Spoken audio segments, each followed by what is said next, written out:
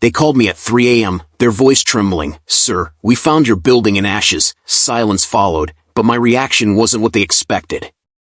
"My name is Damon Hale. I'm 32. I run a small printing shop in Dallas, Texas. Every night I stayed late, ink on my hands, coffee gone cold on the counter, the hum of my old neon sign outside keeping me company. I built that place from scratch, mortgaging my house, missing holidays, pouring every drop of sweat into it. But I wasn't alone. I had a partner, a man I trusted more than blood. His name was Corbin Vale.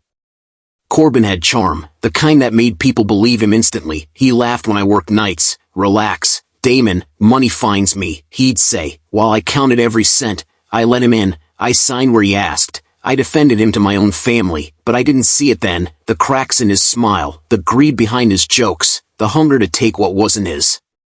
That night the fire swallowed everything. The roof collapsed in sparks. Ash floated in the streetlights like gray snow. I stood there silent, hands shaking, whispering, everything I worked for. The officer handed me a report. The cause wasn't an accident. It was traced back to suspicious insurance papers, signed by Corbin himself.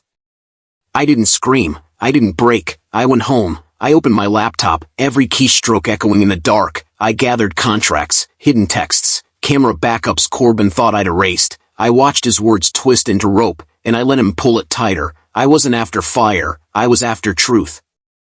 Corbin panicked fast. Text slid up my phone. "Bro, don't talk to cops. We'll split the payout." Then calls, then voicemails. His voice cracking, begging, "You can't do this, Damon." I stayed silent, calm, steady. Every ding of desperation only made me colder. He had already burned me once.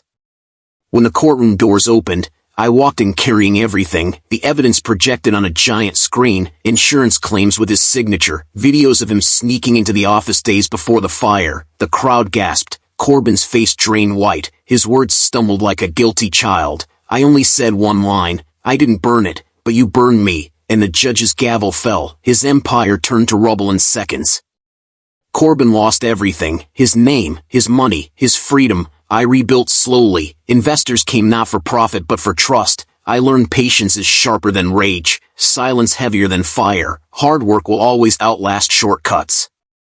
Now I sip coffee at sunrise, my new shop lights humming, the smell of ink fresh again, and I remind myself, when trust burns, rebuild stronger. What would you have done if it was your life in ashes?